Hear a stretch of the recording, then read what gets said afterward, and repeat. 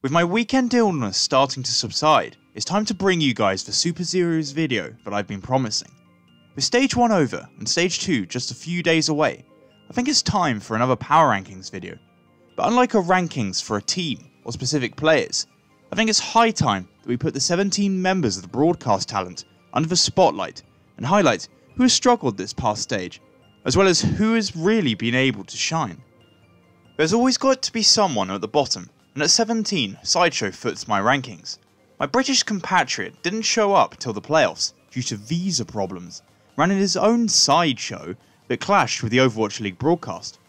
This show on the side became a suspiciously decent money-making venture, and perhaps poses the question whether this wasn't an exile, or in fact a money-making holiday. That said, his next stage will need to look as good as his Disney playlist if he wishes to rise up the rankings. At 16, and perhaps to the surprise of many, I have Montecristo. Overwatch's resident trolling devil has continued in his regular fashion, tricking as many fanbases as he possibly can, whilst utilising Twitter to bait even more victims. But since the arrival of his old nemesis from Apex and Korea, they appear to have stolen his thunder and unique attributes. Dare I say, the man has become normal and unoriginal. He'll need to reclaim his lost originality, complete a revenge arc against his former friends in the following stages, if he wants to return to the top. With storylines like this, you can't tell me that Overwatch League isn't an anime. Doa slides in just ahead of his partner at 15, for many of the same reasons as Monty. He finds himself so low, as his former friends have come to their territory, begun to dominate the scene.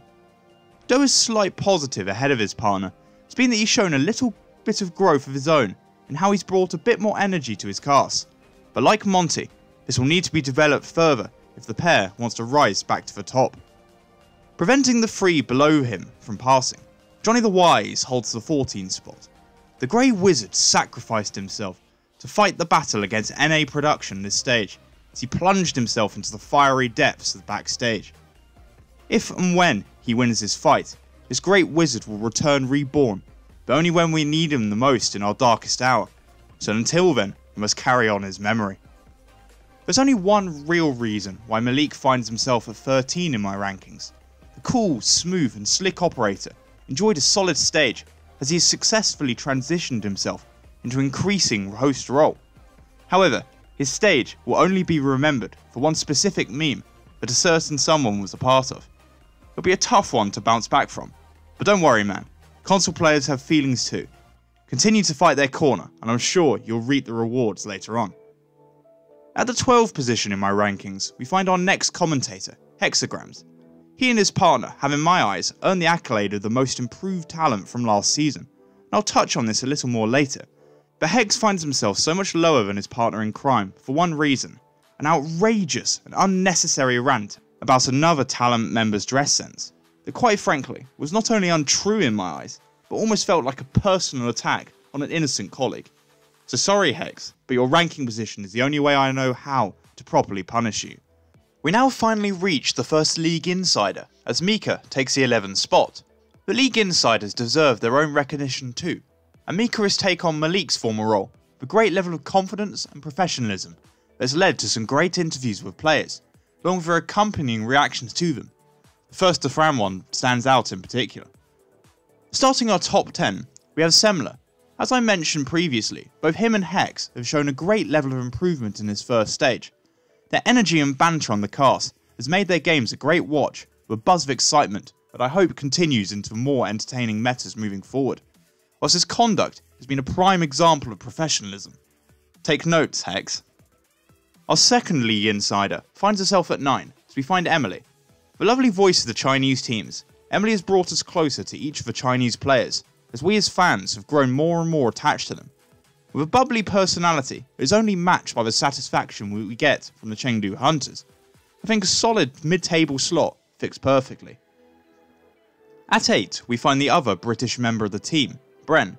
With the power of God and anime on his side, the Brenji has had to hold up the British flag, while Sideshow has been enjoying his money-making holiday. His analysis and prediction picks have been quality as usual, and his antics on the desk have once again been gold, if not completely mad, following on from the World Cup. Whilst his desire to annoy everyone has not dwindled at all. As a final point, While Bren may be a great dancer, he cannot rise any higher in these rankings, as his anime list is in places completely rubbish, demonstrating a large amount of insolence. Puckett makes his way into the rankings at 7, having helmed the Overwatch League ship successfully from the host position so far this season. He only finds himself here and not higher due to the high performances of his peers through no fault of his own. But just as a question, is this man ever unhappy? With a smile beaming across his face every time he hosts a panel, Puckett has just seemed to be enjoying every minute of his second season, and long may that continue. Remaining again at the top of their game from last season, we find Mr. X and Anubha at the 6 and 5 positions respectively. The commentary pair has once again brought an almost unmatched and relentless level of excitement and interest to their cast, but always manages to draw the viewers closer and closer to the action.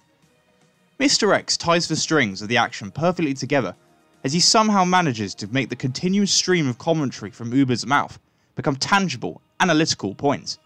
Uber, meanwhile, continues to show off how deep his lungs are with unpausing talk that ramps up tenfold in the overtime moments.